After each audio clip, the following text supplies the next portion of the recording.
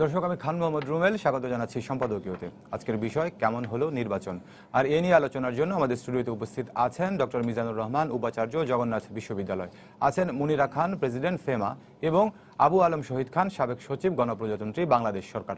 দর্শক, আপনারাও টেলিফোনে সরাসরি অংশ নিতে পারবেন, এই জন্য টেলিভিশনের পর্দায় দেওয়া নম্বরে ফোন করতে হবে। এছাড়া ফেসবুক অথবা SMS এর মাধ্যমে আপনাদের মন্তব্য পাঠাতে পারেন। আলোচনা শুরুর আগে দেখে নেব এখনকার প্রধান শিরোনামগুলো। বাস চাপায় 2 শিক্ষার্থী নিহতের ঘটনায় বিচার দাবিতে উত্তাল ঢাকার রাজপথ। বাসে আগুন, ভাঙচুর, সড়ক অবরোধ। দোষীদের আইনের আওতায় আনার নির্দেশ।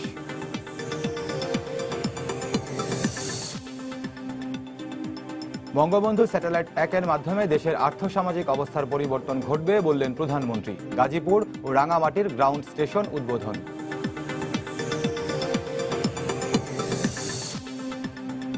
উন্নয়নে সবাইকে নিয়ে কাজ করার অঙ্গীকার রাজশাহীর নবনির্বাচিত মেয়রের। বরিশালে আওয়ামী লীগ প্রার্থীর শুভেচ্ছা বিনিময়, সিলেটে ফলাফলের অপেক্ষা।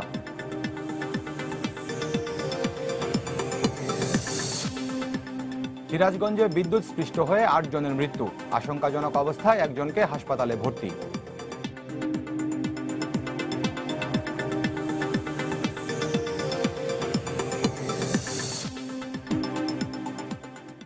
দর্শক, শিরোনাম দেখছিলেন, মূল আলোচনায় যেতে চাই। এরই মধ্যে আপনারা জেনেছেন যে আজকে আমাদের শিরোনাম কেমন হলো নির্বাচন। আপনারা জানেন যে গতকালকে 3টি সিটিতে রাজশাহী, সিলেট এবং বরিশালে নির্বাচন হয়েছে। তো নির্বাচনের পরপর নির্বাচন কমিশন এই 3টি সিটি কর্পোরেশন নির্বাচনে সন্তোষ প্রকাশ করেছে। এছাড়া কোনো কোনো প্রার্থীর পক্ষ থেকে সন্তুষ্টি ছিল, কোনো কোনো প্রার্থীর পক্ষ থেকে নির্বাচনে অভিযোগ ছিল নানান, এবং রাজনৈতিক দলগুলো 2 ধরনের প্রতিক্রিয়া দিয়েছে। কেউ নির্বাচনকে সুষ্ঠু হয়েছে বলে বলেছেন, কেউ কেউ নির্বাচনকে পক্ষপাতদুষ্ট বলে মন্তব্য করেছেন। তো এই বিষয় নিয়ে আজকে আমরা আলোচনা করব। মুনিরা খান, আপনাকে আলোচনা শুরু করতে চাই। আপনারা যেহেতু নির্বাচন পর্যবেক্ষণ করেন, নিশ্চয়ই এই 3টি সিটি কর্পোরেশন নির্বাচন আপনারা পর্যবেক্ষণ করেছেন, তা আপনাদের বিশ্লেষণ কি, আসলে 3টি সিটিতে কেমন নির্বাচন হলো? না, আমি আপনাকে প্রথমেই ধন্যবাদ প্রথমেই জানিয়ে দিই যে আমরা এই 3টা সিটিতে পর্যবেক্ষকদের পাঠিয়ে পোলিং স্টেশনে পাঠিয়ে অবজারভেশন করিনি। মেইনলি আমাদের কমিটি যারা আছে তারা ওখানে সাধারণভাবে পর্যবেক্ষণ করে আমাকে যা খবরাখবর দিয়েছে, এবং আমি মিডিয়া দেখে যতটুকু বুঝতে পেরেছি যে কেমন ইলেকশনটা হয়েছে। তো 3টা সিটিতে যে ইলেকশন নিয়ে আমি এক কথায় যদি প্রথমে বলি, একটা লাইনে, যে সেটা সামনে যে ন্যাশনাল ইলেকশনটা আছে সেটাকে সামনে রেখে নির্বাচন কমিশন যে 3টা এই নির্বাচনের ব্যবস্থাপনা করেছিলেন, সেখানে আমাদের যে একটা প্রত্যাশা ছিল যে এটা একটা মডেল ইলেকশন হবে, এমন একটা ইলেকশন হবে যে জাতীয় নির্বাচনের আগে নির্বাচন কমিশনের উপরে সবার রাজনৈতিক দল এবং স্টেক হোল্ডার যারাই, ভোটার এবং আমরা যারা দেশের নাগরিক, তাদের সবার আস্থাটা বাড়বে। তো সেই প্রত্যাশা আর যেভাবে ইলেকশনটা হয়েছে সেখানে আমাদের প্রাপ্তির মধ্যে ফারাক দেখতে পেয়েছি। আমাদের প্রত্যাশা ছিল যে এটা 100% না হোক, খুব ভালো একটা সুষ্ঠু, অবাধ, নিরপেক্ষ নির্বাচন হবে। যে ইলেকশনে ক্যান্ডিডেটরা বেশিরভাগ, যেমন বরিশালে আপনি জানেন 6 জনের মধ্যে 5 জনই করেছে, প্রত্যাহার করেছে, রাজশাহীতেও করেছে, সিলেটেও কিছু, আমরা কনফিউজড যে উনি করলেন কি করলেন না। এনিওয়ে উনিও ক্ষোভ প্রকাশ করেছেন যে ইলেকশনটা। সিলেটের ব্যাপারটা কিন্তু মজার। সিলেটে আরিফুল হক চৌধুরী তিনি যখন দুপুরের পরে তিনি নির্বাচনকে প্রত্যাখ্যান করেছেন, আবার আমরা দেখেছি যখন ফলাফল ঘোষণা চলছিল তখন তিনি যখন এগিয়ে আছেন বা প্রতিদ্বন্দ্বিতায় হাড্ডাহাড্ডি লড়াই হচ্ছে, তখন তিনি আবার রিটার্নিং কর্মকর্তার কার্যালয়ে সেখানে অবস্থান নিয়েছেন। আবার উনি আগে বলেছিলেন যে আমি যদি জিতিও তাহলে আমি এই প্রতিবাদে এইটা গ্রহণ করব না, মেয়রশিপটা। এটা আমি নিজে। আজকে গণমাধ্যমের কাছে প্রত্যাখ্যানের বিষয়ে ওনার কাছে জানতে চাওয়া হয়েছিল, তখন তিনি বলেছেন যে কেন্দ্রগুলোতে অনিয়ম হয়েছে আমি সেগুলোকে প্রত্যাখ্যানের কথা বলছি। রাজনীতিবিদরা তো এরকম কথাই বলে, কিন্তু আমি যেটা বুঝতে পেরেছিলাম সেটা, এটা যদি উনি বলতেন এবং যদি করতেন, আমার শ্রদ্ধা তার উপরে অনেক বেশি বাড়তো। ধন্যবাদ। ডক্টর মিজানুর রহমান স্যার, আপনার কাছে আসতে চাই। আমরা দেখি যে বাংলাদেশের নির্বাচনে একটি সংস্কৃতি রয়েছে, সেটি হচ্ছে যে সব দলের কথা আমরা বলবো, যত রাজনৈতিক দল আছে সবাই নির্বাচনে হেরে গেলে পরে নির্বাচনে প্রশ্ন তোলেন, এবং নির্বাচনে জিতলে পরে নির্বাচন সন্তোষ প্রকাশ করেন। সেটি এই 3টি সিটি নির্বাচন না, আমরা বলি যে সব নির্বাচনের ক্ষেত্রে আমরা এরকম একটি সংস্কৃতি দেখি। এই ব্যাপারটা আপনি একটু বিশ্লেষণ করবেন। প্রথমে আমি একটু ওই কথাটা বলি যে নির্বাচন কমিশন বা প্রধান নির্বাচন কমিশনার সন্তোষ প্রকাশ করেছেন। তো আজকাল তো সবকিছুতে বলা হয় কর্পোরেট কালচার, তো আমি এমনি কর্পোরেট কালচার মানে হচ্ছে আমি বিজনেসের মানে ছাত্র হিসেবে বলি আর কি, যে মার্কেটিং এর লোকরা বলে যে আমরা কোম্পানিগুলো বলে যে যতক্ষণ পর্যন্ত আমাদের স্টেক হোল্ডার বা কাস্টমাররা শতভাগ সন্তুষ্ট না হয় ততক্ষণ পর্যন্ত কোম্পানি সন্তুষ্ট হতে পারে না। তো আমরা আমি নির্বাচন কমিশনকে বলবো যে কারণ আরো অনেক দূর যেতে হবে, অনেক বড় একটা কাজ আমাদের সামনে, জাতীয় নির্বাচন। তো সেই ক্ষেত্রে এইখানে যে সকল অসন্তোষগুলো বা যেখানে যেসব সমস্যাগুলো আছে সেগুলোকে চিহ্নিত করা এবং এগুলোর প্রতিকারের জন্য কি কি প্রিএমটিভ মেজার্স তারা নিবে সেই দিকে মনোযোগ দেওয়া উচিত। যদি এই নির্বাচনকে যদি উনি বলেন যে শতভাগ সন্তুষ্টি, তাহলে তো মানে মানুষের যে প্রত্যাশা এইটার প্রতি যদি আপনি দেখেন তাহলে দেখা যাবে যে একটা গ্যাপ কিন্তু রয়ে গেছে। যে নির্বাচন কমিশন থেকে আরও দায়িত্বশীল কথা বলতেই হবে, যিনি বলা উচিত ছিল যে হ্যাঁ যেখানে যেখানে প্রবলেমগুলো হচ্ছে বা হয়ে গেল সেগুলোকে আমরা শনাক্ত করব এবং এগুলোর যদি কোনো কারো ব্যক্তি বিশেষের এই ক্ষেত্রে ভূমিকা থাকে এবং সেটার জন্য আইডেন্টিফাই করা যায় তাদেরকে আমরা শাস্তির আওতায় আনবো। এই কথাগুলো বললে আমার মনে হয় নির্বাচন কমিশনের প্রতি মানুষের যে আস্থা, কারণ নির্বাচন আমি আবারও বলছি নির্বাচন কমিশন আরো অনেক দূরে যেতে হবে। তো উনি যদি এখনই বলে দেন যে আমি সন্তুষ্ট, আমি কতভাগ সন্তুষ্ট বলছি আমি জানি না, তো এইটা আমি মনে করি নির্বাচন কমিশনের বলা উচিত না। যে নির্বাচন কমিশনকে বলা উচিত যে যে সকল বিচ্যুতিগুলো আছে সেগুলোকে আমরা সিরিয়াসলি টেক কেয়ার করব এবং এগুলো যাতে ভবিষ্যতে না হয় সেজন্য যা যা ব্যবস্থা নেওয়া দরকার সেগুলো আমরা নেব। এটা বলে আচ্ছা। আর আমাদের এই কালচারে এটা একটা কমন একটা বিষয় যে ইলেকশনে যখন কেউ জিতে যায় তো ইলেকশনটা তার জন্য ভালো, আর হেরে গেলে আর ক্ষমতাসীন দলের জন্য আমাদের এখানে একটা নতুন কালচার যেটা হচ্ছে ক্ষমতায় যারা থাকে ইলেকশনটা ফেয়ার হওয়ার জন্য তাদের হারতে হবে। আপনি না হারলে কিন্তু ইলেকশনটা ফেয়ার হবে না। আপনি দেখেন যে সকল নির্বাচনগুলোকে আমরা ফেয়ার ইলেকশন বলতেছি, কুমিল্লা বলে ফেয়ার কেন, ওখানে আওয়ামী লীগের ক্যান্ডিডেট হারছে। নারায়ণগঞ্জে ওটাও অত ফেয়ার হইতো না যদি ওই শামীম ওসমান ক্যান্ডিডেট হইতো, আওয়ামী লীগের ক্যান্ডিডেট যেহেতু আইবি ছিল ওইটাকে মিডিয়াগুলো, কারণ মিডিয়া বাস্তবতা একটা আছে, কিন্তু মিডিয়া আমাদের মেন্টাল সেট আপ এখন তৈরি করতেছে এবং প্রত্যেকটা মিডিয়ারও কিন্তু এই ক্ষেত্রে একটা ভূমিকা আছে। আর আমরা এরকম একটা ইয়েতে চলে গেছি যে নির্বাচন ফ্রি অ্যান্ড ফেয়ার এটা হতে হলে যারা ক্ষমতাসীন আছে তাদেরকে হারলেই বুঝতে হবে নির্বাচনটা ভালো। তো আমাদের এই কালচারও একটা বেরিয়ে আসতে হবে, কারণ আমি এখানে খুবই কনফ্লিক্টিং সিচুয়েশন। বরিশালে একরকম অবস্থা, রাজশাহীতে একরকম অবস্থা, সিলেটে একরকম অবস্থা।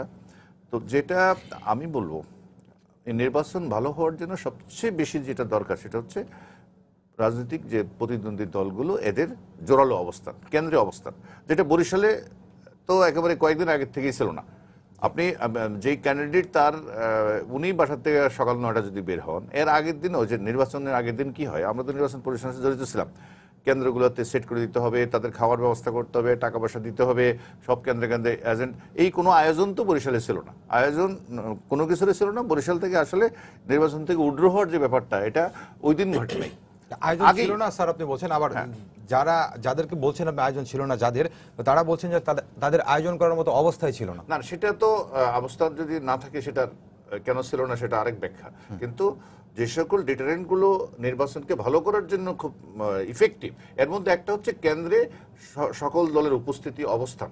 এরকম কোনো অবস্থান 3 দিন আগের থেকে ছিল না। একই অবস্থা রাজশাহীতেও কিন্তু এরকম কোনো আয়োজনই ছিল না।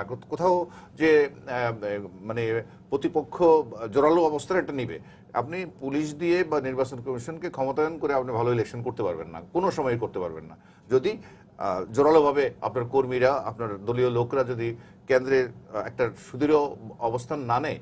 আপনি যদি বলেন গাজীপুর সিটি কর্পোরেশনের নির্বাচনটা কি হলো, 10টা 14 মিনিট হাসানুদ্দিন সরকার বলতেছে failure is the failure of success, এবং বাড়িতে বসে থাকলেন। তো স্বাভাবিকভাবে যত এজেন্ট 2টা যদি গিয়েও থাকে তারাও চলে আসছে, আর চলে আসার পরে যা হয় একটা ফাঁকা মাঠ।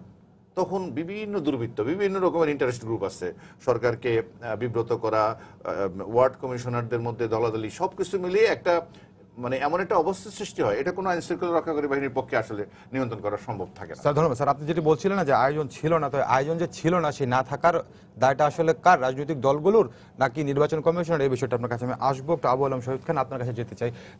আপা যেটি বলছিলেন যে বর্জনের কথা, যেমন বরিশালের কথা আপা বলেছেন যে 6 জন প্রার্থীর মধ্যে 5 জন প্রার্থী নির্বাচনকে বর্জন করেছেন। আমরা দেখেছিলাম সিলেটেও এরকম একটি ঘটনা, প্রত্যাখ্যানের ঘটনা ঘটেছিল, তো পরবর্তীতে আবার তিনি নিয়েছেন। এবং বরিশালে একজন মেয়র প্রার্থী তিনি আক্রান্ত হয়েছেন বলে গণমাধ্যমের কাছে অভিযোগ করেছেন, সেটাও আমরা দেখেছি, ওনার বক্তব্য বিভিন্ন মিডিয়াতে প্রচারিত হয়েছে। তো এই যে স্যার এই ব্যর্থতার জায়গাগুলো, এই ব্যর্থতা আসলে কার? এবং আমরা দেখি এইসব ক্ষেত্রে প্রার্থীর বলি বা রাজনৈতিক দলগুলো বলি কমিশনের কাছে, নির্বাচন কমিশনের কাছে নানান ধরনের অভিযোগ তারা করেন, লিখিত করেন, মৌখিক করেন। তো এইসব অভিযোগগুলো পাওয়ার পরে নির্বাচন কমিশন বা নির্বাচনী কর্মকর্তারা কি ব্যবস্থা নিচ্ছেন বা আমলে নিচ্ছেন কিনা সেটিও কখনো দৃশ্যমান হয় না। এটা সত্যি যে এই ধরনের অনেক অভিযোগ আসে এবং আমাদের নির্বাচনী কালচারের তো একটা অংশই হয়ে গেছে যে আমরা নির্বাচনের বিষয়ে অভিযোগ করতে থাকবো এবং শেষে এসে আমরা আরেকটা ব্যবস্থা নিব। এই অভিযোগগুলো তো মানে অনেক দিন ধরে করা হয়, মানে নির্বাচনের শিডিউল ঘোষণার পর থেকেই কিন্তু অভিযোগ দায়েরের সুযোগ আছে। এবং এবার তো নির্বাচন কমিশন বোধহয় বেশ কয়েকবার সতর্ক করেছিল ক্যান্ডিডেটকে এবং তাদেরকে লিখিত নোটিশও করেছে, মৌখিকও করেছে। তো নির্বাচন কমিশন তো স্বাভাবিকভাবেই সেই কাজগুলো করবে এবং নির্বাচন এবার তো বরিশালে মনে হয় 16টা কেন্দ্র ইয়ে করা হয়েছে স্থগিত, ফলাফলের সহিত 15টা আর একটাতে ভোট বাতিল করা হয়েছে।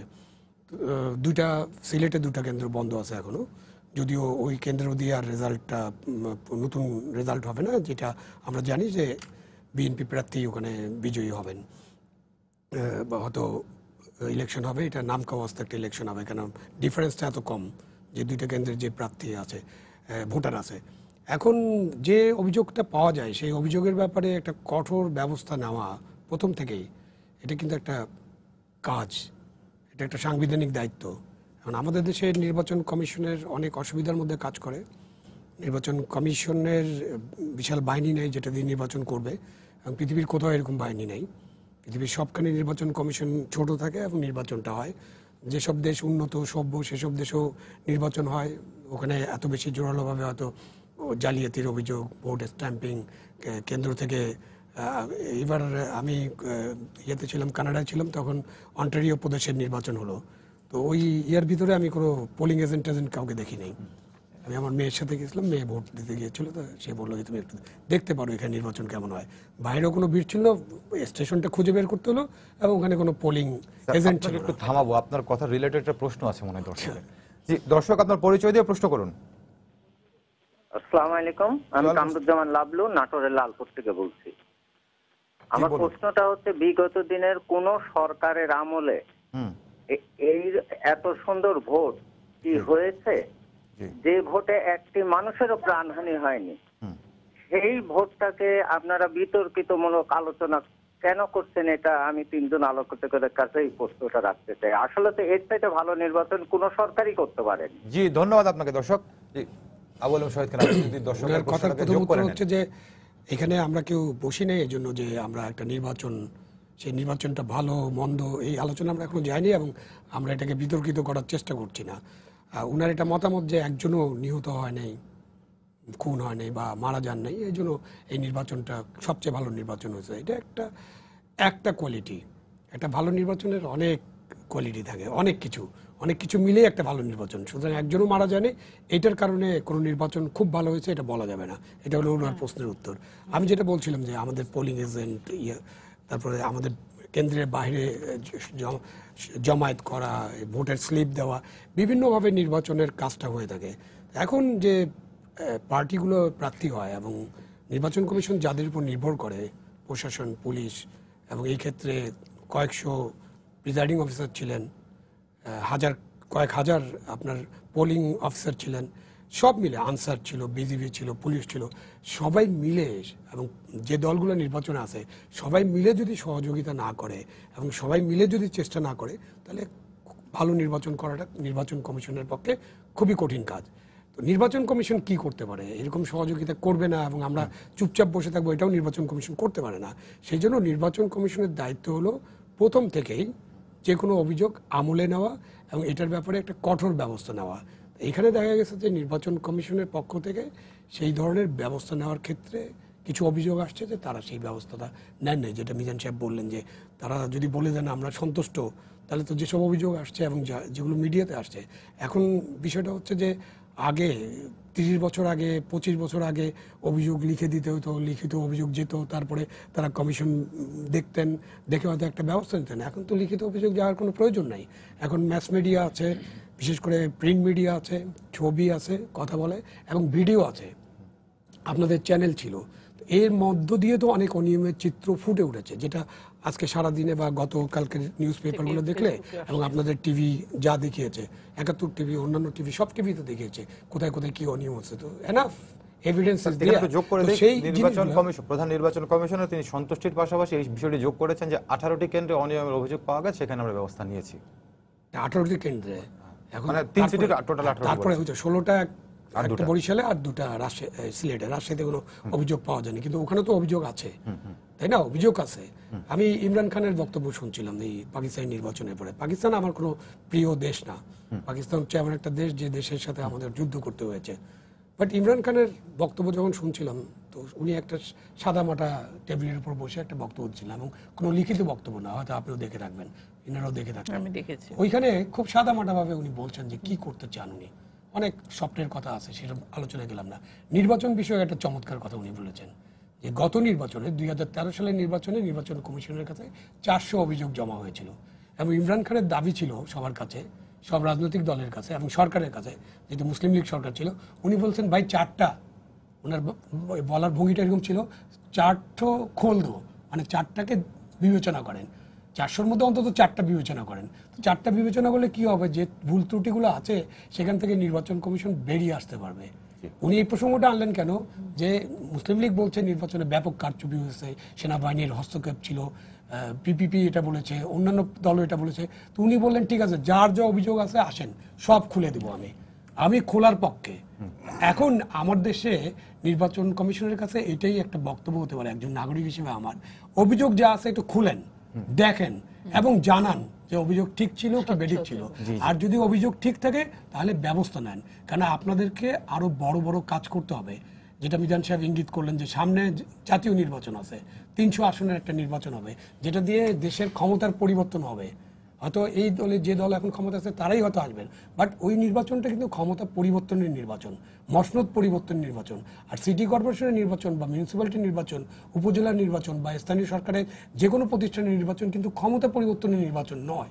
সেই কারণে এই নির্বাচনটাকে আমরা যদি সুষ্ঠুভাবে না করতে পারি, অবাধ নিরপেক্ষ না করতে পারি, হাজার হাজার অভিযোগ যদি জমা হয় এবং তখন যদি আমরা কোনো জবাব দিতে না পারি, তখন আমাদের উপর প্রশ্ন আসবে যে আপনারা কি একটা ভালো জাতীয় নির্বাচন করতে সক্ষম কিনা।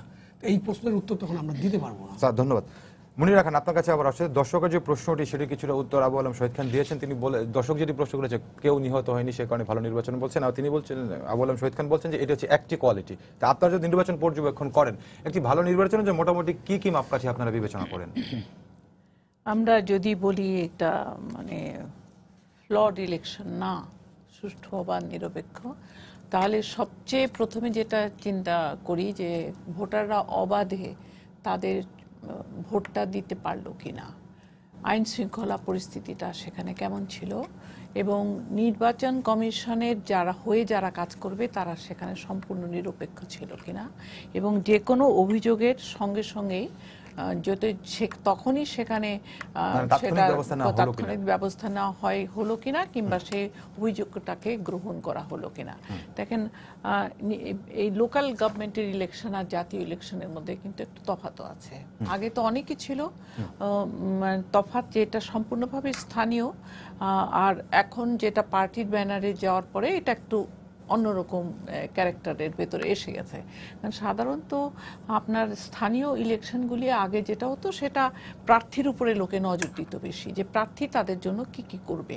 তা এখন কিন্তু তার সঙ্গে একটু যোগ হয়েছে যে কোন পলিটিক্যাল পার্টিও তার সঙ্গে যুক্ত আছে, যে তাদের ন্যাচারালি প্রত্যেকটা পলিটিক্যাল পার্টির সেখানে ইয়ে আছে, সাপোর্টার্স আছে। তারা কিন্তু প্রার্থী যতই ভালো হোক না কেন, তার পলিটিক্যাল পার্টির যদি ক্যান্ডিডেট না হয় তাকে কিন্তু ভোট দিবে না, যেটা সাধারণত পার্টির ইয়ে না হলে তারা সেটা দিত।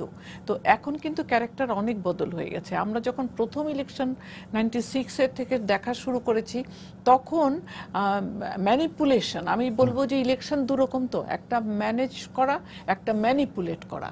তো তখন যে ম্যানিপুলেশনের যে নিয়ম কানুনগুলি যেভাবে যেভাবে করতো, এখন আপনি দেখবেন যে এখন অন্যরকম হয়ে গেছে।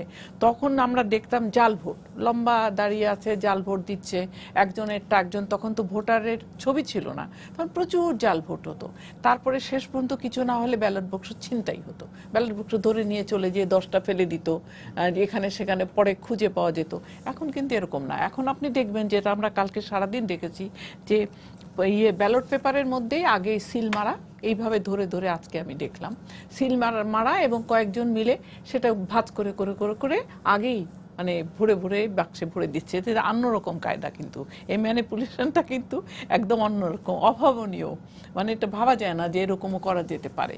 তো এইগুলি যখন হবে না, তখন আমি বলবো যে এটা একটা ভালো ইলেকশন হয়েছে। যখন পোলিং এজেন্টের কথা বারবার করে, আরেকটা জিনিস দেখবেন যে এখন টাইপটা কিন্তু আস্তে আস্তে বদল হয়ে যাচ্ছে। এর আগে যে অভিযোগটা ছিল খুব বড়, আমাদের পোলিং এজেন্ট বের করে দিয়েছে।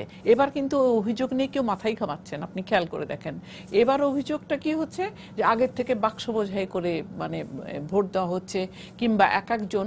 আর একটা জিনিস কালকে আমি দেখেছি যে অনেক লম্বা লাইন, সেখানে টিভিতে এরা যখন দেখেছে, তারা কিন্তু ওখানকার ভোটার না, তারা কিন্তু এসেছে শুধু দেখাতে মিডিয়ার কাছে যে এখানে অনেক লম্বা লাইন আছে, ভেতরে কিন্তু ভোটে জায়গা খালি। ভোটার ছাড়া লাইনে দাঁড়িয়েছেন এরকম অভিযোগ কি সুনির্দিষ্ট করে না? আপনার কাছে হ্যাঁ, জানা আছে? দেখেছি কালকে দেখেছি, সুনির্দিষ্ট জিজ্ঞেস কোনো করেছো, সিটি বলে বা অন্য কেন্দ্রের জায়গার কথা কি জানা ভোটার আছে? শুধু লাইনে দাঁড়িয়েছে তারা।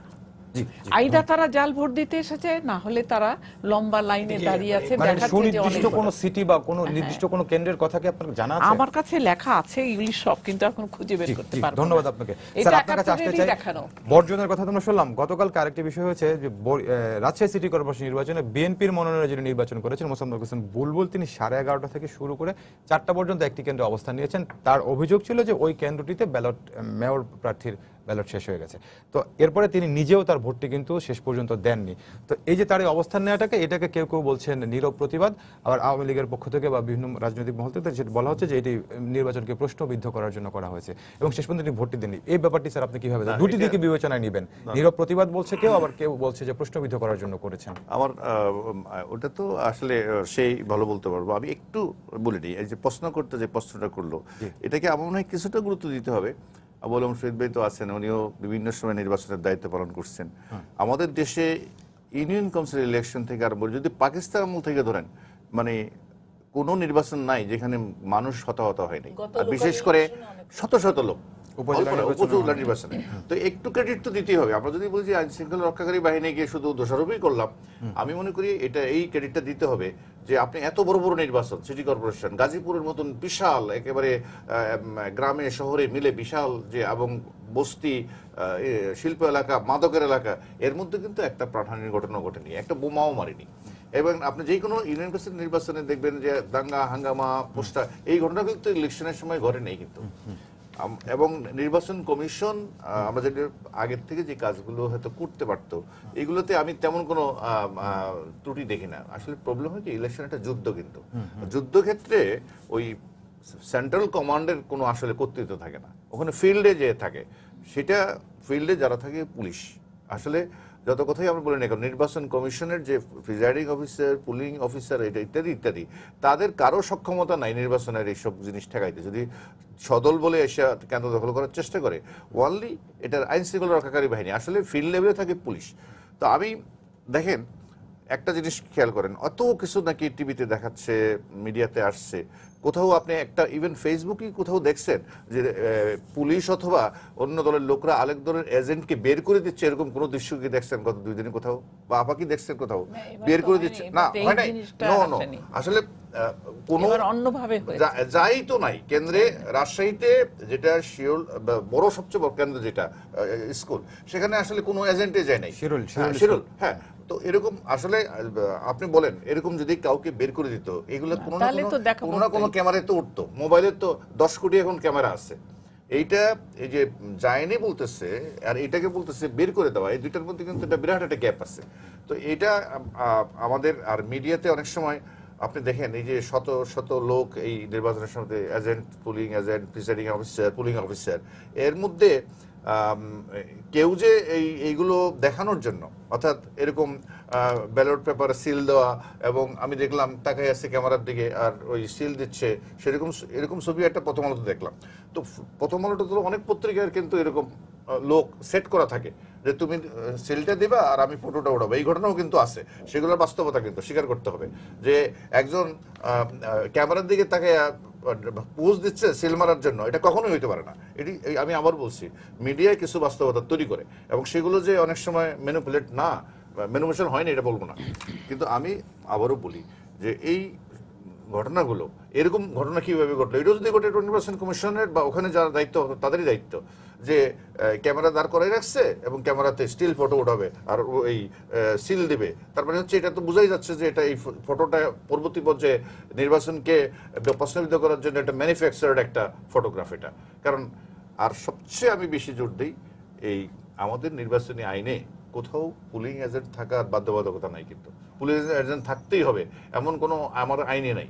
পুলিং এজেন্ট রাখা হলো কেন, সেগুলো না বাধ্যবাধকতা নাই, না থাকলে কিছু যায় কিন্তু আসে না। ওটা আছে যে আগের থেকে লিস্ট দিতে হবে, না দিলে আমি দিলাম না। সেটা তারা ইলেকশন কমিশন ডেকে দেখবেন, রোল কল করে না দেখবেন না রোল যে তারা সবাই আমি না দিলে কি করবে? এটা সাখাওয়াত সাহেব একদিন না সাগর সাহেব বলে তো হবে না, আমি বলছি না, যদি কোনো দল না দেয়, না দিলে তো বাধ্যবাধকতা নাই, এটা এরকম এবং নির্বাচন কমিশন দেওয়ার বাধ্যবাধকতা নাই, এবং যে কেন্দ্রে পোলিং এজেন্ট কখন প্রবেশ করবে, অর্থাৎ যেটা বলেছে 8টা বাজে ভোট গ্রহণ, 8টার আগেই যে প্রবেশ করতে এমন কোনো কথা নাই, চাইলে 4টায় ভোট গ্রহণ শেষ হওয়ার আগে যে কোনো মুহূর্তে পোলিং এজেন্ট প্রবেশ করতে এবং আমি দেখলাম ওই যে তার কাজ হচ্ছে তার যে ক্যান্ডিডেট, সেই পার্টির ক্যান্ডিডেটের স্বার্থটা রক্ষা না না করা, দেখা। ওরা একমাত্র সে যদি তখন না আসে তা কারো কোনো স্বার্থই দেখতে পারে না, ওই এজেন্টটা শুধু হলো যা কেউ জাল ভোট শুধু দিতে আসছে উপস্থিতিটা। কিনা, জাল ভোট অর্থাৎ একজনের ভোট একজন দিচ্ছে কিনা।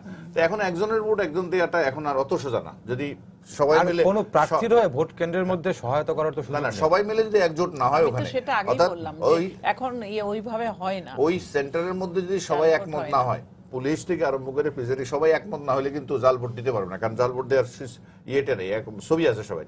আমি বলি যে এগুলোর মধ্যে এখনো প্রচুর ফাইন টিউনিং করার, কাজ করার অবকাশ আছে, কিন্তু কিভাবে আরো এটাকে ফুল প্রুফ করা যায়। আর এই যে অভিযোগগুলো আসে এবং এই ছবি যেভাবে উঠলো, কিভাবে উঠলো, ওই প্রিসাইডিং অফিসারকে দায়ী করা যায় যে ছবি কিভাবে উঠলো এটার ব্যাখ্যা দাও, কখন উঠলো, তোমার সামনে উঠছে কিনা বা কেন উঠলো। তো এইগুলো সবগুলোকে যদি আপনি লিস্ট করেন, তালিকাভুক্ত করেন, আমি জানি না ইমরান খানের কথা এখানে আসছে, ইমরান খান অনেক কিছু করে বলছেন, আসলে কিছুই করতে পারবেন না। ইমরান খানের পক্ষে কিছু করাই সম্ভব না। পাকিস্তান একটা রাষ্ট্র, এই যে আমরা বলি না পাকিস্তান নিয়ে আলোচনা না করাই যদি আসছে পাকিস্তান, ইমরান খান কিছুই করতে পারবে না, এটা একেবারে আর্মিরা লাগাইছে একটা লোককে, অতএব সে এখন ওখানে কিন্তু ওই সেই জিনিস কিন্তু হয়েছে, কিন্তু নির্দলীয় নিরপেক্ষ তত্ত্বাবধায়ক সরকার আর সেনা মোতায়েন, যেগুলো নিয়ে আমাদের এখানে রাজনীতিতে জাতীয় নির্বাচনে ইস্যুগুলো আসবে, এই জন্য বলে রাখাই ভালো। এই যে নিরপেক্ষ নির্দলীয় তত্ত্বাবধায়ক সরকার করা হয়েছে পাকিস্তানে, এবং কেন্দ্রে কেন্দ্রে সেনা প্রহরা মোতায়েন করা হয়েছে, যেগুলো বিএনপি দাবি করতেছে আমাদের সাথে। তো এইগুলো হলে পরে কি ধরনের নির্বাচন হতে পারে, এটা তো পাকিস্তানে। সেই জন্য একটা ডেমনস্ট্রেশন হয়ে গেল আর কি, আমাদের নিকট অতীত যেটা বলি আর কি, এটা আমরা দেখব যে এই যারা নির্দলীয় নিরপেক্ষ তত্ত্বাবধায়ক সরকার চায় আর কেটা বলা হয় সেনাবাহিনী মোতায়েন চায়, তারা পাকিস্তানের প্রেক্ষিতে কি বলতে চায়, এটা একটা এখন বুঝার কিন্তু ব্যাপার আছে। কিন্তু আমি মান্নান সাহেব আপনার মিজান সাহেব একটা কথা বলি যে আমাদের কোনো রকমই কোনো ব্যাপারে পাকিস্তানের সঙ্গে মিলে ওই আলোচনাটা আমাদের না করা বেটার, কারণ আমরা তাদের কোনো ব্যাপারে আলোচনা না করি, বাংলাদেশ নিয়েই থাকি আমরা। এর আগে বলছিলেন যে স্থানীয় সরকার নির্বাচন এবং জাতীয় নির্বাচন দুটি তো কিছু মৌলিক পার্থক্য রয়েছে। একটি হচ্ছে যে একেবারে রাষ্ট্রীয় ক্ষমতা পরিবর্তনের বিষয়। তো তারপরে 3টি সিটি কর্পোরেশন নির্বাচন অনুষ্ঠান হয়ে গেল গতকালকে। নির্বাচন কমিশন যেটি এখন পর্যন্ত বলেছে যে আগামী অক্টোবর নাগাদ জাতীয় নির্বাচনের তফসিল ঘোষণা হতে পারে, তার মানে জাতীয় নির্বাচনের সময়টার খুব বেশি বাকি নেই। তো যদিও দুটি নির্বাচনের পার্থক্য রয়েছে, তারপরেও এই নির্বাচন থেকে, স্থানীয় সরকার নির্বাচন থেকে জাতীয় নির্বাচনের কোনো আঁচ পাচ্ছেন কিনা বা কোনো প্রভাব পড়বে কিনা? জাতীয় নির্বাচনে এই নির্বাচনের প্রভাব খুব একটা পড়বে আমার মনে হয় না, যে এত প্রভাব পড়বে। জাতীয় নির্বাচন তো একদম ভিন্ন ইস্যুতে হবে, আর স্থানীয় সরকার নির্বাচনটা একেবারে ভিন্ন ইস্যুতে হয়। কিন্তু আমাদের রাজনৈতিক দলগুলোর সমস্যা হলো যে তারা স্থানীয় নির্বাচন এবং জাতীয় নির্বাচনের যে বিরাট পার্থক্য, এটা অনেক সময় তারা ডাইলিউট করে ফেলেন। যে স্থানীয় কেন ডাইলিউট করেন এটা আমি জানি না, রাজনৈতিক দলগুলো ভালো বলতে পারবে, বাট আমার যে ধারণা সেটা হলো যে যারা শাসক দল ক্ষমতায় যারা আছেন, সেটা যে দলেই ক্ষমতায় ছিলেন অতীতেও যা ঘটছে, তারা চিন্তা করেন যে একটা স্থানীয় নির্বাচনে যদি আমি হেরে যাই তাহলে বোধহয় আমার একেবারে সম্মান চলে গেল, এবং এটা বোধহয় একটা সিগন্যাল দেয় যে আমার পক্ষে জনগণ নেই, এটা তারা ভাবেন। বিরোধী দল ওদিক দিয়ে ভাবার চিন্তা করে যে ও আচ্ছা, এই স্থানীয় নির্বাচনে যেহেতু সরকার হেরে গেছে, তাহলে মনে হয় এই সরকারের জনপ্রিয়তা নেই, তো তুমি পদত্যাগ করো, আগামী নির্বাচন দাও, এই ধরনের দাবি উঠে আসতে পারে। সো আমরা বড় বড় দলের কাছ থেকে যে জিনিসটা দেখেছি অতীতে, সেটা হলো কমপ্লিটলি একটা পিকচার যে প্রত্যেকেই এটাকে জাতীয় নির্বাচনের মতো গুরুত্বপূর্ণ ভাবেন। এবং শ্রীপুরের এটা কি যখন দলীয় প্রতীকে শুরু হলো নির্বাচন, না, তখন আরেকটু বেড়েছে? অনেক আগে থেকে দলীয় প্রতীকে নির্বাচন হওয়ার ফলে আগে তো সাপোর্ট আগে তো এইটা দলীয় প্রতীকে নির্বাচন, ওইটা আবার অন্য আলোচনা।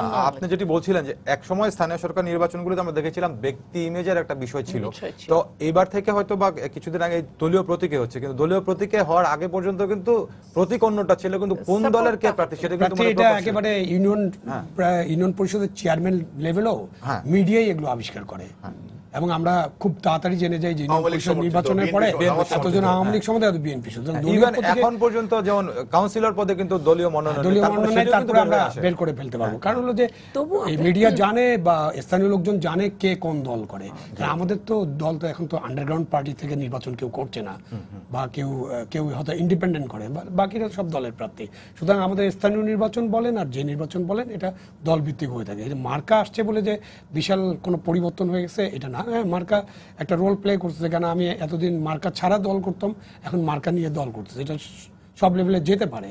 তো এটা হলো যে একটা রিফর্মের প্যাকেজের একটা অংশ ছিল, যেটা আমি এখানে উল্লেখ করতে চাই যে এই যে প্রতীক দিয়ে নির্বাচন, এটা কিন্তু রিফর্ম প্যাকেজের একটা অংশ। মনে করেন 5টা প্রপোজাল আছে সরকারের কাছে, যে 5টা জায়গায় রিফর্ম করতে হবে, তার একেবারে শেষটা ছিল দলীয় প্রতীক।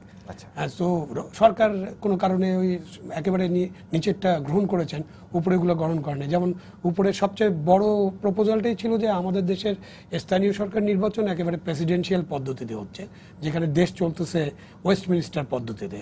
একটা দেশের আমাদের পার্লামেন্ট নির্বাচন হয়, নির্বাচনে যে দল সংখ্যাগরিষ্ঠতা অর্জন করে তারা প্রধানমন্ত্রী নির্বাচন করে। প্রপোজালটাই ছিল এরকম যে তাহলে আমাদের স্থানীয় পর্যায়ে নির্বাচনগুলো এরকম পার্লামেন্টারি পদ্ধতিতে হোক, প্রথমে কাউন্সিলর নির্বাচন হোক, তারপরে কাউন্সিলররা ঠিক করবে কোন ইয়েতে যাবে। তখন প্রশ্ন আসছিল যে এই যে কাউন্সিলরদের বেচা কেনা হবে, এটা কিভাবে আমরা রোধ করব। তখন এটার উত্তরে এটা আসলো যে তাহলে দলীয় প্রতীক দিয়ে দেওয়া হবে। কেন দলীয় প্রতীক দেওয়া হবে? যে তখন আর ফ্লোর ক্রসিং এর বিধিটা আমরা ওখানে রাখবো, যাতে একটা সিটি কর্পোরেশন নির্বাচন হওয়ার পর যে দল সংখ্যাগরিষ্ঠ পাবে সেই দলে যাতে মেয়র হতে পারে, ফ্লোর ক্রসিং যাতে করতে না পারে, ওটা আমরা করব। তো সব মিলে এটা করার কথা, কিন্তু দেখা গেল যে হঠাৎ করে আমরা দলের প্রতীকটাকে গ্রহণ করলাম, কিন্তু আমরা আসলে ওই বড় ধরনের রিফর্মটা করলাম না। এবং সেটা কিন্তু খুব জরুরি এই জন্য যে এখনকার নির্বাচনের সময় আপনি দেখবেন যে ইয়ার কাউন্সিলর প্রার্থীদের নির্বাচন নিয়ে তেমন কোনো বড় প্রতিবাদ হচ্ছে না, ঝড় হচ্ছে না, সিল মারার অভিযোগ উঠতেছে না, কেন্দ্র দখলের অভিযোগ হচ্ছে না, অমুককে বের করে দেওয়া হয়েছে এরকম অভিযোগ হচ্ছে না। এবং মূলত মেয়রকে নিয়ে সব অভিযোগ হচ্ছে, তাই না? যেহেতু মেয়র হলো সবচেয়ে নাম্বার 1 এবং সবচেয়ে ক্ষমতাসীন মানুষ ওখানে। তো এখন যদি মেয়ররা কাউন্সিলর ইলেকশন করতেন, তাহলে কিন্তু এত হাঙ্গামা হতো না, এত জটিলতা হতো না, এত অভিযোগ হতো না, তারা কাউন্সিলর হয়ে আসতেন। এবং আরেকটা বড় মৌলিক পরিবর্তন হতো যে আপনি দেখবেন যে কোনো সিটির বা মিউনিসিপ্যালিটির মেয়র প্রার্থী হওয়ার জন্য বেশ ভালো টাইপের লোক আসেন, মানে তাদের কোয়ালিটি অনেক কাউন্সিলরদের চেয়ে বেটার। এটা আমি কাউন্সিলরদেরকে কোনো করছি না, মানে নিম্ন, কিন্তু বাস্তবতা হচ্ছে যে কাউন্সিলর চেয়ে আরো বেটার লোকেরা মেয়র প্রার্থী হন। তাহলে আমরা যদি ওই পদ্ধতিতে যেতাম, তাহলে সব মেয়র প্রার্থীরা কাউন্সিল ইলেকশন করতেন, তাহলে হোল কাউন্সিলটা একটা ভালো হতো। এবং ওই সময় কাউন্সিলে বিরোধী দলও থাকতো, সুতরাং কাউন্সিলটা অর্থবহ হতো, লাইভলি হতো, আলাপ আলোচনা হতো। এখন কিন্তু মেয়র কোনো মিটিং না ডেকেও ওইটা 5 বছর চালা যেতে পারে, কোনো কাউন্সিল মিটিং করার দরকার নেই, কারণ সবকিছু তো মেয়রের কাছে। 5,000 টাকা থেকে বা 5 টাকা থেকে একেবারে 5 কোটি টাকার সাইন অথরিটি, সব কিছু দেওয়ার অথরিটি মেয়র সাহেব। তো উনি কোনো মিটিং ছাড়াও এসব করে দিতে পারে। খোকা সাহেব যখন লাস্ট মেয়র ছিলেন ঢাকার, তখন উনি 2 বছর এক নাগারে কোনো মিটিং করেন নাই, বাট উনি তো ছিলেন মেয়র, এবং মেয়রের কাজ তো বন্ধ হয়নি। তো এইসব জায়গায় আমাদেরকে অনেক চিন্তা ভাবনা করে পরিবর্তন আনতে হবে, এবং ইলেকশন সামনে রেখে তো এই পরিবর্তন আনা যাবে না। আপনি এখন ইলেকশন এখন পরিবর্তন করেন, যাতে আগামী 5 বছর পরে যখন ডিউ হবে তখন যেন আমরা একটা ভালো এরকম নির্বাচন করতে পারি। জি স্যার, ধন্যবাদ। আমি এই আমি প্রশ্ন, একটু হ্যাঁ, জি, বলুন। কাউন্সিলরদের কথা যে আপনি বললেন যে সিস্টেম চেঞ্জের কথা, যে এখানে মেয়ররাও প্রথমে কাউন্সিলর হয়ে আসবে, তারপরে নিজে যা হয় নিজেদের মধ্যে ভোটাভুটি করে ইলেক্টেড হবে। এটা অনেকটা সে আমার মনে পড়ে গেল সে বিডি সিস্টেমের মতনই ব্যাপার। Basic democracy। এইটা বেসিক, এইটাতে হয় কি জানেন, আমার হাজবেন্ডও এই ইলেকশন করেছিলেন, আমি দেখেছি খুব কেনা বেচা হয় তখন, কিন্তু সেটাই তো আমরা রোধ করার জন্য মার্কার দল ফ্লোর ক্রসিং, আবার ওই বিডি ডেমোক্রেসি এটা কমপ্লিটলি ডিফারেন্ট। আমাদের জন্য করা বিডি ডেমোক্রেসি মুশকিল হয়ে যাবে। Completely different. পাশের দেশ ধরেন 100 ইন্ডিয়াতে সব মেয়রের এইভাবে নির্বাচিত হচ্ছে, কোনো অসুবিধা হচ্ছে না, ফ্লোর ক্রসিং হচ্ছে না। না, ইংল্যান্ডে কিন্তু হচ্ছে, elected হতে হলে আপনি ভাবতে পারেন যে ইংল্যান্ডে কিরকম হচ্ছে কেনাবেচাটা এবং হবে। কানাডায় হচ্ছে, সব জায়গায় হচ্ছে। আপনি হচ্ছে শুধু এখানে আমাদের দেশের this is not পরিপ্রেক্ষিত আলাদা। connected with BD। আমি দেখেন 114টা ক্যান্ডিডেট ছিল বরিশালে কাউন্সিলরের।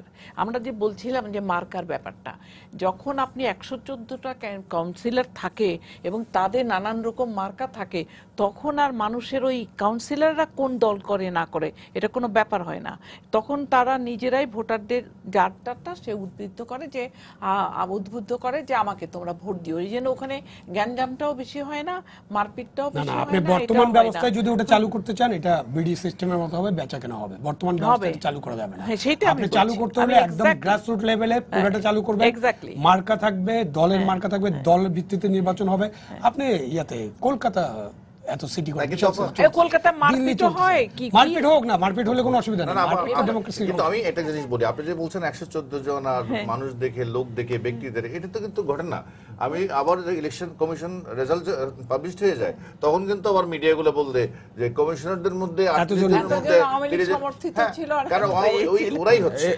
এটা বের হয়ে যায়। লোকজনের কাছে আমার মনে হয় লোকজনের না মধ্যে এটা খুব কিচ্ছু একটা নাই। না না, কিচ্ছু নেই, matter করে। সমস্যা- ওটা দিয়ে কিছু হয় না। লোকজন ওটা দলের matter করে ভিত্তিতে, না। দলের ভিত্তিতে হয়। সমস্যা। দুই একজন পপুলার লোক আসবে, আসবে। ইন্ডিপেন্ডেন্ট এটা- সব সময়। এটা- আপনি এটা তো জাতীয় নির্বাচনে পার্লামেন্ট independent নির্বাচনেও আসে, আসে। সুতরাং ওটা আসবে। পার্লামেন্ট দুইজন নির্বাচনে- পপুলার লোক আসবে, কিন্তু নাই এখন। প্রার্থী একটা ইম্পর্টেন্ট ফ্যাক্টর। আমি মনে করি যে এটা জাতীয় নির্বাচনে বলেন আর মেয়র ইলেকশন বা কাউন্সিল নির্বাচনে বলেন, এটা ইম্পর্টেন্ট ফ্যাক্টর। এটা সবসময় থাকবে, কারণ মানুষ ব্যক্তিতে, কারণ সব লোক আওয়ামী লীগ করে অথবা সব লোক বিএনপি করে, সব লোক জামাত করে, এটা মনে করার কোনো কারণ নেই।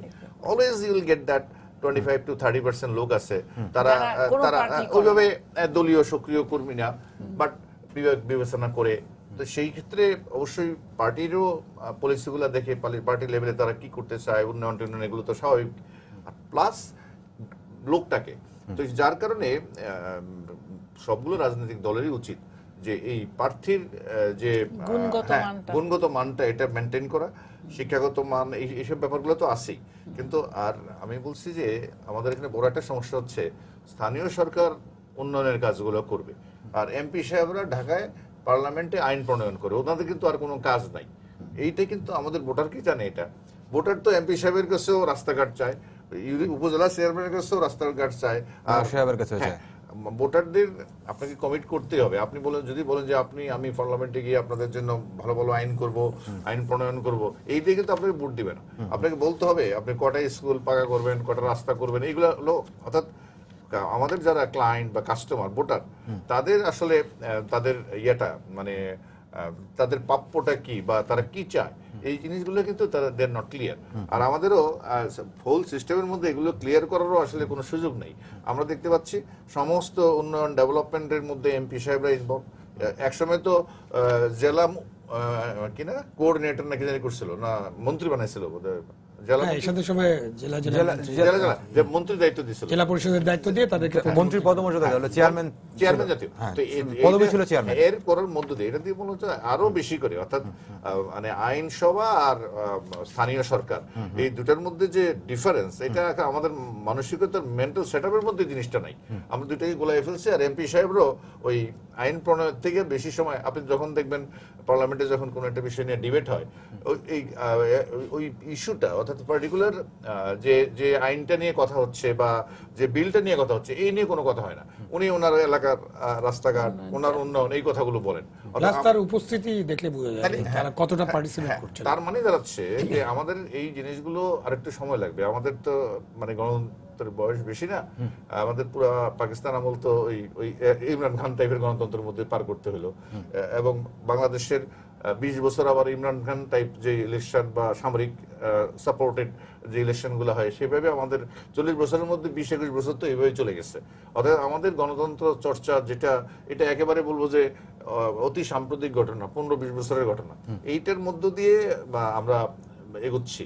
তো এই এক্সপেরিমেন্ট গুলো যেগুলো আছে, যেটা আবুল হোসেন শহীদ ভাই যেটা বললেন, হ্যাঁ, সুপারিশ, উনি যেহেতু এলজি স্থানীয় সরকার মন্ত্রণালয়ের সচিব ছিলেন, তো উনি ভালো জানেন এই সুপারিশগুলো কিন্তু ওই বিভিন্ন সরকার গ্রহণ করার সময় দেখে যে আপাতত কোনটা নিলে একটু পার পাওয়া যাবে, কিন্তু পুরো সুপারিশটা যদি পুরোটা নিত যে হ্যাঁ আসলেও এটা কমিশন নির্বাচন যেটা হবে কমিশনারদের, যেটা পার্লামেন্টের হয়, তারপর ওদের মধ্য থেকে একজন, তাহলে কিন্তু আমাদের মনে হয় নির্বাচনটা আরো সুষ্ঠু করা যেত, আমার মনে হয় আর কি। না, তাহলে আর এত বড় বড় ঝামেলা হতো না।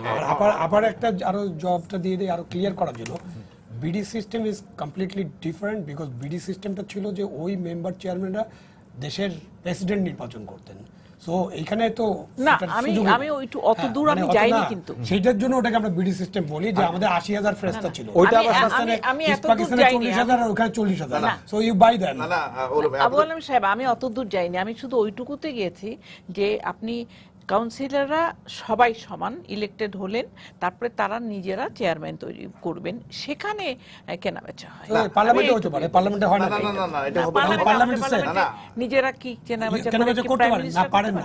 পারেন না, কারণ হলো যে আমাদের 70 ধারা আছে, আপনি ফ্লোর ক্রসিং করতে পারবেন না। সুতরাং ওইখানে আপনি যেখানেই আপনি পার্লামেন্টারি সিস্টেম চালু করতে চান সেখানে আপনাকে এটা করতে হবে। তাহলে আপনি কাউন্সিলররা যখন যাবে তখন এর ফ্লোর ক্রসিং এর ব্যাপার তো নাই, অবশ্যই না, ও মার্কা দিয়ে নির্বাচন হবে, দল দিয়ে করতে হবে। সেজন্য তো বলা হয়েছিল পুরো পার্লামেন্টারি সিস্টেমের প্রথমে দল দিয়ে নির্বাচন হবে, আপনি মার্কা দিবেন, তারপরে নির্বাচনের পরে সিস্টেম করলে তাহলে ওইটা আসতে পারে। সেটাই বললাম, পাঁচটা চারটা তো উপরের দিকে নেওয়া হয়নি, নিচে শুধু মার্কা, তাহলে তো লাভ হবে না। মার্কাটা নেওয়া হয়েছে এই জন্য যে আসলে তাহলে ওইখানেও আপনাকে ফ্লোর ক্রসিং এর ব্যবস্থা রাখতে হবে। 70 অনুচ্ছেদ ওখানেও লাগবে, 70 অনুচ্ছেদ সব জায়গায় লাগবে। এটাই বলছেন ওরা।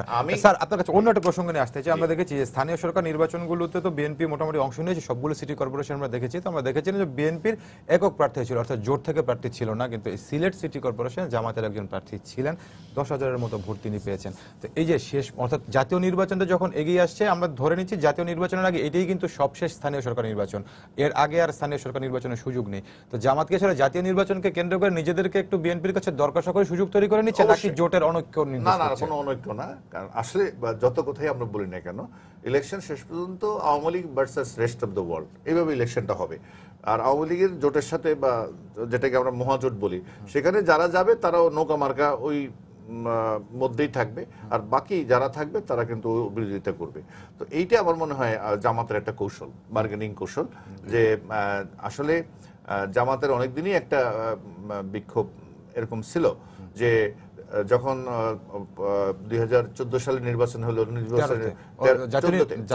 14 পরে 15তে যে বিরাট সহিংসতা হলো, মেইনটা মাস্টার মাইন্ড ছিল জামাত, এবং জামাতের মিলিটেন্সি গ্রুপটাই তো জ্বালাও পোড়াও 3 মাস যে পুরো জাতিকে অবরুদ্ধ করে রাখলো, এটা জামাতই করছে, ওই গ্রুপটা।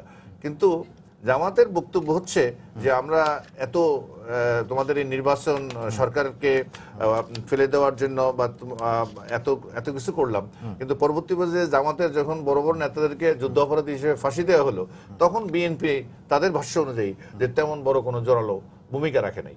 এইটার আপনাকে আমি একটা কথা জিজ্ঞেস করি, পরবর্তী জাতীয় পার্টি যখন ইলেকশনটা হবে, নির্বাচনটা হবে, তখন জামাতের তো রেজিস্ট্রেশন নাই, তারা তো জামাত ইসলামী বলে কোনো ক্যান্ডিডেট দিতে পারবে না, হ্যাঁ, তো পারবে না। তো সেখানে তারা যদি দাঁড়ায়, তাহলে ইন্ডিপেন্ডেন্ট হয়ে দাঁড়াতে হবে, তাই না? জামাত যদি ক্যান্ডিডেট দিতে চায়, তাতে ইন্ডিপেন্ডেন্ট ক্যান্ডিডেট হিসাবে থাকতে হবে। তাহলে কি আপনি মনে করেন যে জামাতের কোনো আশা আছে যে ইন্ডিপেন্ডেন্ট 5টা ভোট ইন্ডিপেন্ডেন্ট ক্যান্ডিডেট আপা দিবে, কিন্তু হয়তো সেখানে হয়তো তারা বিএনপির প্রার্থী চাইবে না। জামাত যে এখন ইন্ডিপেন্ডেন্ট ক্যান্ডিডেট হলো এবং 10,000 ভোট পাইলো, প্রশ্নটা হচ্ছে যে এইটা কি জামাতের একটা কৌশল বিএনপির সাথে দর কষাকষি করার, সেটার উত্তর উনি দিচ্ছেন। না, সেই সেটা প্রশ্নটা আমাদের দিচ্ছে। কাছে আসলে আমাদের আমি আরো আমি উত্তর থাকতে ওনাকে পারে। ওই একই কৌশলের কথা যদি তারা মানে জাতীয় নির্বাচনে আমি সে কথাই বলছি, আচ্ছা। তো তাদের তো রেজিস্ট্রেশন নাই, সেখানেও তো তারা এইভাবে independent independent ভাবে এখানে তো করবে না। তাদের registration ছিল না, তারা independent নির্বাচন করেছে রেজিস্ট্রেশনের তো। জন্য কিচ্ছু যায় আসে না। ওরা জামাত যদি ইচ্ছে করে, জামাতের বুদ্ধিটা শিখাচ্ছি, 300টা সিটেই ক্যান্ডিডেট দিতে পারে, দিয়ে সবাই একটা কমন একটা মার্কা নিবে, এমন একটা মার্কা নিবে যেটা অন্য কেউ নিতে চাইবে না, এমন একটা মার্কা সবাই নিল। সেটা কি নির্বাচন কমিশন দেবে? দেবে না কেন? সবাইকে এটা তো সবাই আর কেউ যদি আর কেউ যদি এই মার্কাটা দাবি না করে সমস্ত দিবে না কেন? প্রার্থী একই মার্কা হ্যাঁ, চাইবে। চাইবে। তাহলে নির্বাচন কমিশনটা জেনে বুঝিয়ে দিতে হবে। জানি বুঝে কেন? আমি এইটা বিএনপি কে না, এটা- মানে এটা করবার আমরা জন্য প্রশ্নে চলে যাই। জামাতকে না, না, না। সব জায়গায় এই অন্য প্রশ্নের একটা উত্তরে candidate নিজাম যেটা দিলাম। এটা অলরেডি করছে, কিন্তু এই বরিশালে এই জিনিস That may be হয়েছে তো। correct, হ্যাঁ। but there may be other things also, মানে একটা এটার অনেক দুইটা কিছু। দিকও থাকতে পারে। একটা হচ্ছে যে জামাত এই নির্বাচনে পৃথকভাবে অংশগ্রহণ করার মধ্য দিয়ে তাদের যে আগের জোটের যে প্রধান দল, তাদের কাছে হয়তো একটু pressure কষাকষি করতে চায়, সেটাও ট্রু হতে পারে। আবার এটাও হতে পারে যে জামাত ইন্ডিপেন্ডেন্ট ইলেকশনে অংশগ্রহণ করে, জামাত যে আছে, এখন তো জামাত নাই, জামাতের কোনো রেজিস্ট্রেশন নাই, জামাতের কোনো মার্কাও নাই, তো জামাত যে আছে এবং জামাত যে নির্বাচনে সে এরকম 10,000 করে ভোট যদি সব জায়গায় পায়, তাহলে বিশাল একটা ভোট। এটা জামাত না, এটা প্রমাণ মনে করেন, করার চেষ্টা করবে যে ইন্ডিপেন্ডেন্ট জামাতের দাঁড়াইলো এবং অস্তিত্ব, সবাই বললো আমরা জামাতের তলোয়ার অস্তিত্ব মার্কা নিব। তো তলোয়ার মার্কা আর কেউ না চাইলে বিলোপ সবগুলো ওরা পাইলো। সেটাও তাদের না, আমার কথাটা হচ্ছে যে যদি জামাত সেটা করে, তাহলে নির্বাচন কমিশন এবং সরকারেরও, তখন যে সরকার থাকবে, তারাও জেনে বুঝে সেটা করতে দিবে। না হলে এইরকম ভাবে হতে না, পারবে আপনি না যে জেনে বুঝে, আপা, জামাতকে জেনে আমি বুঝে কেউ করতে যদি করতে স্বতন্ত্র দিলাম। নির্বাচন করতে independent চায়, করতে আমি পারে। বলছি, আমি তো সেটা না চাইবো কেউ না, যদি না। স্বতন্ত্র প্রার্থী হিসেবে নির্বাচন করতে চায় এবং নির্বাচন করার যে ক্রাইটেরিয়া গুলো আছে সেগুলো যদি ফিল আপ করেন, তাহলে কেউ কি 300 তাকে সিটে বিরত একই রাখার মার্কা সুযোগ দিয়ে আছে? দিবে তাকে, না, নির্বাচন একে মার্কা দিবে না তো। কমিশন। ইন্ডিভিজুয়ালি আচ্ছা চাইবে। আপা, আমরা ওই বিতর্কে এখন যাই না। Individually আমাদের চাইবে এখনকার মার্কাটা। পয়েন্টটা হচ্ছে জামাত যে নির্বাচনে ইন্ডিপেন্ডেন্টলি অংশগ্রহণ করলো, এটা কি বিএনপির সাথে দর কষাকষির জন্য, না আরো কারণ আছে? একটা পয়েন্ট মিজান ক্লিয়ার করেছে যে এটা বিএনপির সাথে দর কষাকষির একটা অংশ হতে পারে। আরেকটা পয়েন্ট হতে পারে, জামাত নিজেই ইন্ডিপেন্ডেন্ট ইলেকশন করে বোঝানোর চেষ্টা করছে আমরা এখনো বিলুপ্ত প্রজাতিতে রূপান্তরিত হই নাই, আমরা আছি। কেন 10,000 ভোট কিন্তু থার্ড লার্জেস্ট ভোট ইন তা তো বটেই, ভালো। সো এবং আপনি আরেকটা জিনিস দেখবেন, এখানে আমাদের আলোচনা টাইম বোধহয় বেশি নাই, সুতরাং আরেকটা জিনিস দেখতে হবে যে ইসলামী কি শাসনতন্ত্র আন্দোলন নাকি এরকম একটা ইসলামী আন্দোলন বাংলাদেশ, ইসলামী আরেকটা আন্দোলন দাঁড়িয়ে বাংলাদেশ নামে candidate একটা ছিল। বেরিয়েছে এবং তারা সিলেটের প্রার্থী দেয়নি, কিন্তু গত দুইটা মেয়র বরিশালে প্রার্থী তারা দিয়েছিল। প্রার্থী দিয়েছিল এবং তাদের ভোটের পরিমাণ কিন্তু 26-27 হাজার। রাজশাহীতে তারা থার্ড ভোট পেয়েছে। তাহলে অর্থাৎ তারা কিন্তু থার্ড পার্টি হিসেবে অলরেডি এক্সিস্ট করছে। তো এখন পেয়েছে। এবারও থার্ড হয়েছে, তাহলে ওগুলোতেও থার্ড, যদিও ব্যবধানটা অনেক, 26,000 77,700 দ্বিতীয়, আর ইসলামী আন্দোলন তাদের 3,000-এর কিছু বেশি। হ্যাঁ, এখানে কম, কিন্তু গত দুইটাতে মানে আপনার খুলনা এবং গাজীপুরে ইসলামী শাসনতন্ত্র আন্দোলন বাংলাদেশ, না এটার নাম ইসলামী আন্দোলন বাংলাদেশ, তো এরা কিন্তু এই 26,000-27,000 ভোট পেয়ে যাওয়া এই দুইটা সিটি কর্পোরেশনে, এটাও একটা ইঙ্গিতপূর্ণ বিষয় যে এটা কি হচ্ছে। হঠাৎ করে স্যার, আমি একটা একেবারে শেষের দিকে অন্য একটি প্রসঙ্গে আপনার কাছে শেষ করব। এর আগের আলোচনা আপনি বলছিলেন যে স্থানীয় সরকার নির্বাচন এবং যদি সরকার পরিবর্তন না, কিন্তু রাজনৈতিক দলগুলো এটাকে এগো হিসাবে নেয় এবং হারলে পরে ইস্যু করার চেষ্টা করে, জিতলে একজন ইস্যু করার চেষ্টা করে। এইবারও আমরা এটাই দেখছি। এই 3টি সিটি কর্পোরেশন নির্বাচনের পরে বিএনপির একজন নেতাকে আমরা উদ্ধৃত করতে চাই, গয়েশ্বরচন্দ্র রায়, তিনি স্থায়ী কমিটির সদস্য। তিনি যেটি বলছেন, এই সিটি কর্পোরেশন তারা পুনর্নির্বাচনের দাবি করেছেন এবং তারা বলছেন যে এই টিকে কেন্দ্র করে তারা বিক্ষোভ কর্মসূচি ঘোষণা করতে পারেন। অর্থাৎ কিন্তু স্যার আমরা ওই দিকটাই দেখছি, যে জিনিসটা আপনি এর আগে বলেছিলেন, এটা একটু ব্যাখ্যা করবেন খুব সংক্ষেপে। এটা তো ওদের রাজনৈতিক কর্মসূচি, এটা আমি ব্যাখ্যা করতে পারবো না কেন তারা বিক্ষোভ কর্মসূচি করবে। না, আমি বলছি রাজনৈতিক মনস্তত্ত্ব। রাজনৈতিক মনস্তত্ত্ব তো বিএনপি তো একটা বিরোধী দলে আছে এখন, তাই না? এবং তারা পার্লামেন্টও নাই, তো তাদেরকে আবার ওই যে দ্বিতীয় বৃহত্তম বিরোধী দল বলতে, টেকনিক্যালি বলতে আমাদের অসুবিধা, কিন্তু আমরা সবাই জানি, যেটা মিজান একটু আগে বলো, যে ওই আওয়ামী লীগের সাথে ভোট হবে রেস্ট অফ দি ওয়ার্ল্ড, না রেস্ট অফ দি বাংলাদেশ, মানে পার্টি আরো মানে দুইটা পার্টি, এটা আওয়ামী লীগ আর একটা anti Awami League. So all against Awami League, এটার নাম আমরা দিয়েছিলাম, all against Awami League, triple A party. তো তারা একসাথে হবে এবং এটা এরকম বিক্ষোভ টিক্ষোভ করবে, কারণ তারা তো করতে পারে না, তারা রাস্তায় নামতে পারে না, তারা যেটা বলে অভিযোগ করে, তারা আপনি কি চরমনাইয়ের পীর নাকি ওরা ইয়াতে আপনি সরওয়ার্দী উদ্যানে স্যার, শেষ করতে ইয়ে হচ্ছে। করে না, করতে হবে না, তারা ওটাকে পারে না। তো তারা কি শেষ করবে না করতে করে, দ্যাট ইজ আমি একটু বলি, আমার মনে হয় না এই গয়েশ্বর দাদা যা বলুক না কেন, এখন এইটা সিটি কর্পোরেশন নির্বাচন নিয়ে কোন একটা ইস্যু করে আন্দোলন করবে, আমি মনে হয় না সেই আন্দোলন করার এখন সেই আন্দোলন করার শক্তি তাদের নাই, বা শক্তি হয়তো আছে, না, সেই শক্তি নাই তাদের। এটা এটা কিন্তু বাস্তবতা। তারা সেই আন্দোলন করে দেখাতে পারে, তাদের সেই শক্তি নাই। সক্ষমতা থাকলে সক্ষমতা হয়তো থাকতে পারে, আমরা জানি না, ভবিষ্যতে দেখব। বাট বাংলাদেশে কিন্তু অন্য ধরনের একটা আন্দোলন হয়ে যাচ্ছে, নীরবে অন্য ধরনের আন্দোলন হচ্ছে, সেটাও আমাদেরকে বিবেচনা করতে হবে এটা কি ঘটতেছে।